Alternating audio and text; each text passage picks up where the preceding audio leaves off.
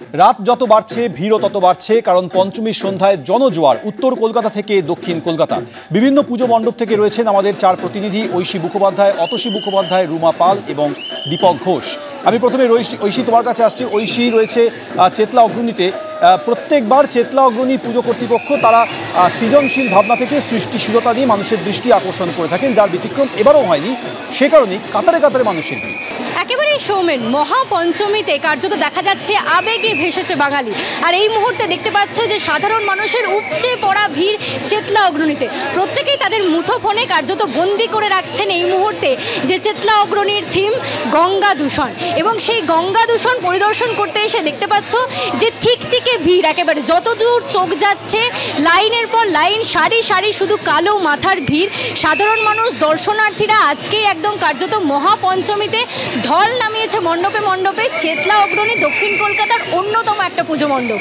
আর এখানে এবছরের থিম দেখতে কার্যত দেখা যাচ্ছে জনজোয়ার। এই মুহূর্তে জনস্রোত কার্যত দেখতে পাচ্ছ, হিমশিম খেতে হচ্ছে ভলেন্টিয়ারদেরকে।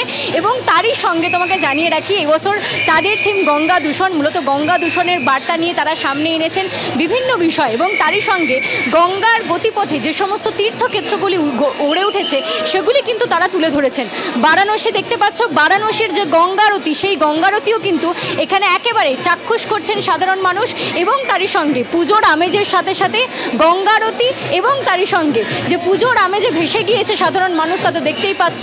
একদম ঠিক থেকে ভিড় সরাসরি চেতলা অগ্রণী থেকে দেখাচ্ছি, দর্শনার্থীদের ঢল একেবারে চোখে পড়ার মতো। সোম, একেবারেই সেই ছবি আপনারা দেখতে পাচ্ছেন, পা রাখার জায়গা পর্যন্ত নেই। আর এবার আপনাদের নিয়ে যাবো আমাদের প্রতিনিধি রুমা পাল রয়েছে আহিরিটোলায়। রুমা, কিছুক্ষণ আগে তুমি দেখাচ্ছিলে বাগবাজার সর্বজনীনে পুজো, যেখানে মূলত মাতৃ প্রতিমা মানুষকে টেনে আনেন। আহিরিটোলায় কোনটানে মানুষ ছুটে যাচ্ছেন?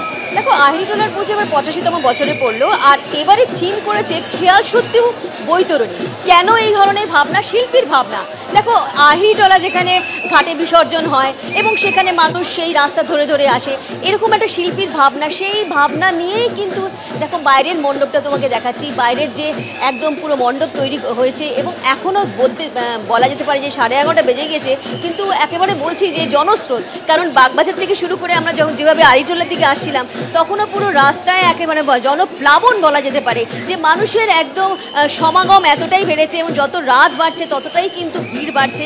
এবং অবশ্যই আজকে কিন্তু পঞ্চমী, এবং সেক্ষেত্রে পঞ্চমীর রাতেও বোঝা যাচ্ছে, যেমন গত কয়েক বছর ধরেই যেটা ট্র্যাডিশন হয়ে আসছে, যে পঞ্চমীর রাতেও কিন্তু মানুষ ভিড় জমাচ্ছে। এবং এই এই এই আহিরিটোলার এই ছবি দেখার জন্য, এই পুজো দেখার জন্য একদম বাইরের ছবিটা তুলে ধরছি, যেহেতু বাইরে থেকে একটু ভেতরে যেতে গেলে অনেকটা সময় নেবে, এবং সেক্ষেত্রে বাইরের ছবিটাই তুলে ধরছি, যেখানে শিল্পীর যে ভাবনা, খেয়াল শুধু বৈতরণী, এবং বৈতরণী পার করার জন্যই কিন্তু আহিরিটোলার যে ঐতিহ্য সেটাই তুলে ধরা হয়েছে। এবং সেই ঐতিহ্যকে চাক্ষুষ করার জন্য, দেখার জন্য, দর্শন করার জন্য দর্শনার্থীদের এখানে সমাগম। একেবারেই, অর্থাৎ রুমা, সৃষ্টিশীলতা থেকে সৃজনশীল ভাবনা এবারে আহিরিটোলার পুজো মণ্ডপে ফুটে উঠেছে, এবং সেই কারণে প্রচুর মানুষ ভিড় করছেন সেখানে। তুমি আমাদের সঙ্গে থাকো। আর এই মুহূর্তে আপনাদের নিয়ে যাবো উত্তর কলকাতার আরও এক জনপ্রিয় পুজো সন্তোষ মিত্র স্কোয়ারে। আমাদের প্রতিনিধি দীপক ঘোষ রয়েছে। দীপক, সন্তোষ মিত্র স্কোয়ার কয়েক বছর ধরেই মানুষের দৃষ্টি আকর্ষণ করছেন, আর এবারে তো একটা বিশাল আলোকের গোলকের মধ্য দিয়ে তারা বিভিন্ন রকমের ভাবনা চিন্তা মানুষের কাছে তুলে ধরছেন। দেখো, একটা কথা বলছিলাম না যে রাত বাড়ছে, ভিড় বাড়ছে, এই মুহূর্তে বলতে পারি ওই স্টেটমেন্টটা না, ওই কথাটা অনেকটা লঘু বিবৃতির মতো শোনাবে। কীভাবে একে ব্যাখ্যা করা যাবে এই ভিড়টাকে? এই শব্দের টান ধরছে মনে হচ্ছে। এটাকে কি বলা হবে? মানব স্রোত, জলস্রোত, এটা হরপাবানের মতো মানুষ এভাবে কাতারে কাতারে আসছে আর যাচ্ছে। আর দৃশ্যটা দেখো অদ্ভুত। প্রত্যেক মানুষের হাত ওপরে, মোবাইল ফোনে বন্দি করছে এখানে, এই যে ডিসপ্লে বোর্ডের ছবিগুলো ফুটে উঠছে সেগুলোকে। এবং বলতে পারো যে স্বেচ্ছাসেবকদের জন্য এটা একটা সমস্যার কারণ, যে সমস্ত মানুষ এই গতিটা স্লো হয়ে যাচ্ছে, ধীরে যাচ্ছে, মানুষ ছবি তুলতে ব্যস্ত প্রত্যেকে, ফলে জমাট বাঁধছে ভিড়টা এই জায়গাতে। বললাম তো যে এটা শব্দের ব্যাখ্যা করা, শব্দ দিয়ে ব্যাখ্যা করা মুশকিল, কারণ এত মানুষ। এটাই একটা অভিনব দৃশ্য, যে প্রতিমা দেখতে, মণ্ডপ দেখতে রাত 11:30টায় কাতারে কাতারে মানুষ কোথা থেকে আসছে, ক্রমাগত বেরিয়ে যাচ্ছে তারা। আর এবারের পুজো ওদের পড়েছে 89 বছর বয়ে।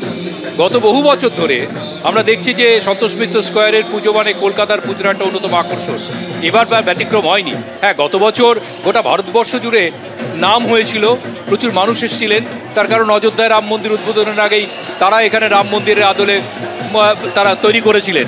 কিন্তু এবারে তাদের থিম সেটা হচ্ছে পরাধীন ভারতের আন্দোলন থেকে শুরু করে বর্তমান সময়ের আন্দোলন, তার প্রতীকী রূপ তুলে ধরা এবং কলকাতার ভালোবাসা, বাংলার ভালোবাসা, দেশপ্রেম সবকিছু মিলিয়ে টুকরো টুকরো থিম তুলে ধরা হয়েছে ডিসপ্লে বোর্ডগুলো। একেবারে ডিসপ্লে বোর্ড এবং আলোকের গোলকের মধ্যে তুলে ধরা হয়েছে।